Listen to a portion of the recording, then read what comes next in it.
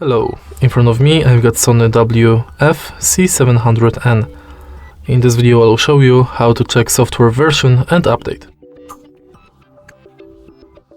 In the beginning, enter Sony Headphones app.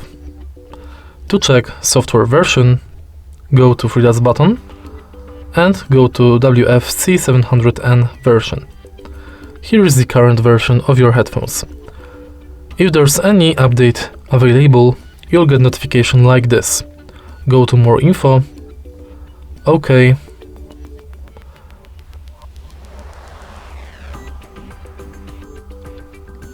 and the update will be automatically downloaded. If you find this video helpful, please leave like, comment and subscribe.